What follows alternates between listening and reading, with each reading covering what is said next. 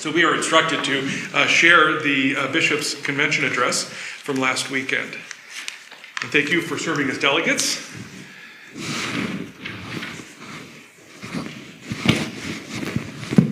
Good morning and welcome to the 43rd Convention of the Episcopal Diocese of El Camino Real. It is with joy that we reflect together on the year that has passed since our last convention, and the same joy calls us to step forth into what God has in store for us in the years to come. I want to remind us that our diocese sits on the rich soil that was the ancestral lands farmed and roamed and the waters fished by the Esselen, Costanoan, Ohlone, Salinan, Yokuts, and the Chumash peoples, among others about whom little or nothing is known.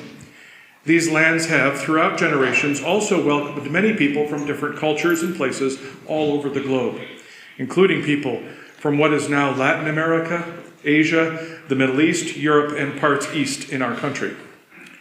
As a diocese, we are a people enriched by our shared heritage, saddened by failing to love each other as neighbors, and repentant of greed and violence we have done and still do to each other. We are a work in progress, and our ministries are ever evolving as we strive to be the church that God calls us to be. Surrounding this work and watching over us as we engage in it are our cloud of witnesses, our saints. Some of these souls go far back in history, others are more recent. And as we read in our necrology at this convention, when we honor the people who have gone from our communities this year. I have here with me a picture of my grandmother, a stalwart pillar of the church, the person my grandfather suffered to remind us delayed leaving the church so that she could turn out the lights. At her memorial service, I stay behind to turn out the lights, knowing that the very next day someone else would take over that simple task. I am reminded of her dedication and faithfulness every day. You also have beloved people to honor, who led with wisdom in their time and place. These souls provided the foundation on which we stand. Many of them knew that they were builders of a future, and they would not see the finished product of their labors. So it is with our work. As a prayer attributed to Oscar Romero reminds us, we are prophets of a future not our own. To that end, you and I faithfully work to build God's kingdom, living into our baptismal covenant, proclaiming the good news, working for justice and peace, and respecting the dignity of every human being. Recently, the Visioning Task Force and I conducted 6 sessions called Glimpses of God's Dream. We listened throughout the diocese, both in person and online, heard your hopes and dreams, what you believe God may be up to in our diocese. You did not disappoint, for we are more interested in serving others than in self-preservation. We care more about connection than conformity. Together we understand that value of what we have, and we are thoughtful about what it takes to live into what we glimpse as God's dream in our place in God's kingdom. Last week, our West Coast Collaborative, which is our school for ministry, completed its first year of the lay preaching course. Now toward the end of our second year, offering the lay preaching cohort with the Diocese of San Diego and Northern California, we are also in the first year of our 2-year formation program for deacons. Each year, we add a layer to this foundation that develops leadership for the church we are becoming. Along with that, we now have added another community trailblazer. The Reverend Jen Crompton and the Reverend Deacon Joel Martinez serve in very different congregations and towns in our diocese, leading people out of the church buildings and stepping into their communities to discover new ways to engage and to be challenged. Their work is brave and hopeful, and their willingness to patiently find companions to embark on this discovery with them is what will shape our future and keep us nimble. These 2 initiatives are essential to the church that God calls us to be, and God's people strive to discern what the church is to be in every generation. The Church of Thomas Aquinas did not look the same as the Church of Queen Elizabeth I, nor of John Wesley. The Church of Bishop William Ingram Kipp is not the same as the church of my grandmother, nor is this the church we have now. How society views church and institutions in general, and how we have lagged in essential ways in the formation of our lay and ordained people, has led to a shortage of ordained clergy in all denominations, and ours is no exception. Here in the Diocese of El Camino Real, we currently have 13 congregations in transition, with only a few offering full-time priest positions. Other dioceses around us have even more vacancies. Canon Martha works very hard with congregations to persuade them to do the essential work of transition. And even in the best of times, change isn't easy. We have to adjust our expectations as the one priest, one parish model is fading fast. Yet with this comes opportunity. The extensive training of our lay leaders and the adoption of new models for clergy-parish partnerships.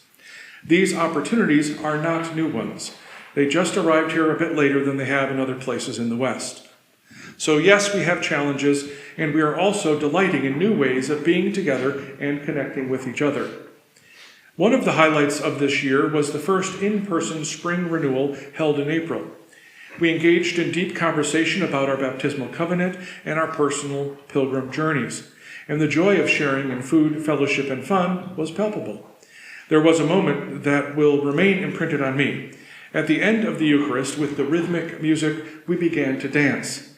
It was a stunning moment that I hoped would never end. Like David, we freely danced before the Lord. Our next spring renewal will be May 17th and 18th, and our keynote will be the Right Reverend Michael Hun, Bishop of the Diocese of the Rio Grande. Bishop Hun is the former canon to the ordinary for the presiding Bishop Michael Curry, and he will talk with us about our theme, Stepping Out with Soul, a theme that arose from our experience at our spring renewal and our shared dance that last day. Another dance that has had a profound effect on me was a brief time that I spent at the installation of the bishop in Navajo land this past May. One evening there was a dinner, and then the floor was cleared for dancing. Well, usually, in my experience, indigenous peoples dance and the rest of us watch, because we don't know what it means, and perhaps we are embarrassed about our missteps. In this case, however, the dance was very simple, and we were all invited, not only invited, but expected to join in. We gently made our way, moving with our partners side by side in a shuffle, almost like a walk with a spring in our step. Unlike the unbridled whirling of our spring renewal, this was a community expression of a sorrowful past and hope for a shared future. As I danced, I reflected on the invitation that was before us, offered yet unspoken. Cautiously, I stepped in, and the next day, asking the bishop for an ongoing conversation. Curious about what a shared future might look like, the Bishop of Navajo Land and I have arranged for 6 people from our diocese to travel with me to Navajo Land this coming week. In imitation of the dance I just described, we want to walk together, to learn from each other, and to discover what our relationship could become. We will learn about the blessing way of the dying people and the Episcopal Church's history in that place. Please pray for us that we will have open minds and hearts, and that we will listen much more than we talk. Help us to be faithful and hear the invitation that is extended. Stepping Out with Soul, our theme for this coming year, is an ongoing invitation to dance in many different ways before the Lord. Surrounded by those who have stepped out ahead of us, we may swirl or we may shuffle as you and I connect the joys and sorrows of our history with the thoughtful reflection of our present, so that we may move into a future that is authentic and faithful. As faithful pilgrims, we remember that ours is the way of love and peace, and that the legacy we leave depends on the steps we take every day. How we act, how we speak, shapes the future for those who will be welcomed after us in this rich place that we call the Diocese of El Camino Real. As faithful followers of Jesus, we are prophets of a future not our own. Bishop Lucinda Ashby.